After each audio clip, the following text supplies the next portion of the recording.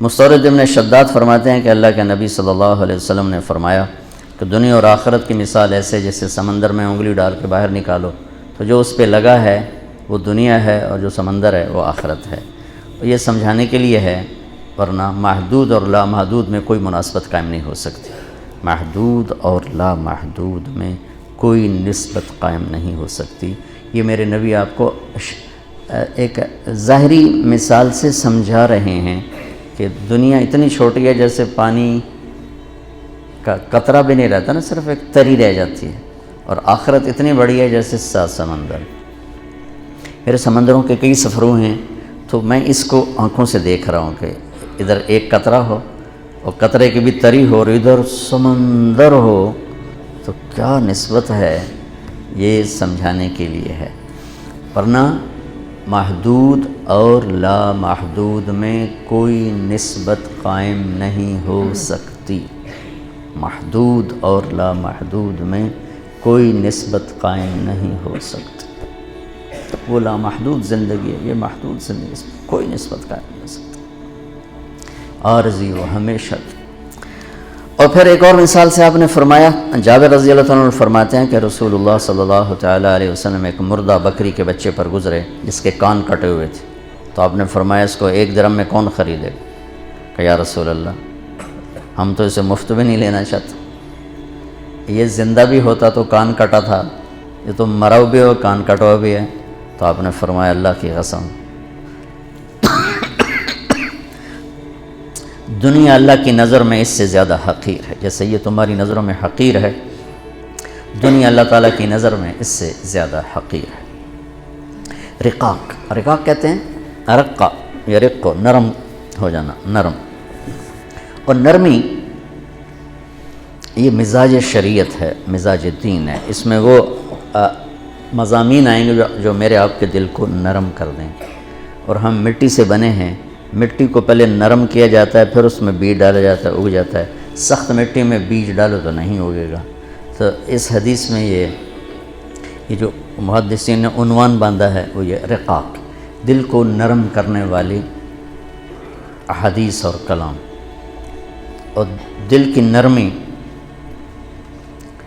جس کو بھی نصیب ہو گئی پورا دین اس کے ہاتھ میں آ جائے گا. جو کہ مزاج دین ہے، میں اس لفظ سے استنباط کرتا ہوں، وَلْيَتَلَطَّفْ.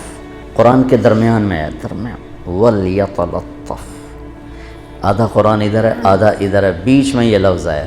یہ ہے ترازو کے کانٹے کی طرح، کانٹا سیدھا ہو تو تول ٹھیک ہوتا ہے، کانٹا ادھر ہو یا ادھر ہو تو تول غلط ہو جاتا ہے. تو یہ لفظ بیچ قرآن میں آ کر ترازو کے کانٹے کی طرح ہمیں بتا رہا ہے کہ جو مزاج دین ہے، جو مرکز دین ہے، کانٹے کی طرح وہ نرمی ہے، نرمی.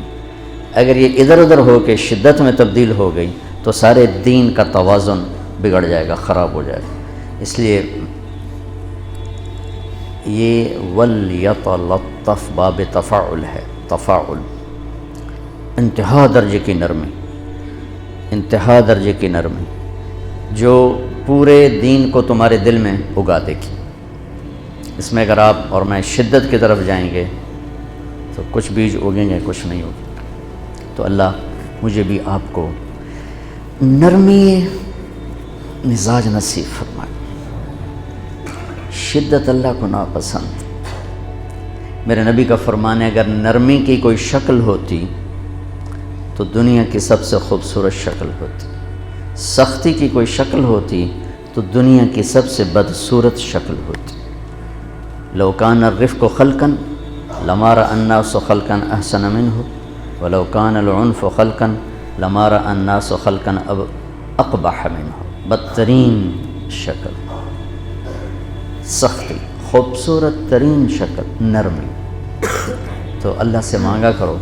اللہ حضرت عمر کی دعا ہے، اللہم انی شدید فلینی، اللہم انی شدید فلینی. حضرت عمر مستقل یہ دعا مانگا کرتے تھے. تو آپ بھی مانگا کرو کہ اللہ ہمیں تو نرمی مزاج نصیب فرما. بہت پرانی بات ہے، مجھے ایک تاجر نے پوچھا مولانا صاحب یہ مدرسے کے طلبہ میں غصہ کیوں زیادہ ہوتا ہے، کالج کے لڑکوں سے ان میں غصہ زیادہ ہوتا ہے، کیا وجہ؟ تو مجھے خود اس وقت پوری سمجھ نہیں تھی. میں نے کہہ دیا ان کے ساتھ شیطان بڑا ہوتا ہے. جو کہ یہ علم حاصل کر رہے ہیں. لیکن جب مجھے خود مدارس بنا کے پڑھانے کا موقع ملا، پھر مجھے مرض سمجھ میں آ گیا کہ وہ خالی قانون پڑھتے رہتے ہیں، اور قانونی جو کلام ہے وہ دل کو تو متاثر کرتا نہیں، دماغ کو متاثر کرتا ہے. دل سخت ہو جاتا ہے، دماغ تیز ہو جاتا ہے، لہٰذا وہ پورے مزاج میں تیزی آ جاتی ہے، سنبھلنا مشکل ہو جاتا ہے. یہ اس کی وجہ.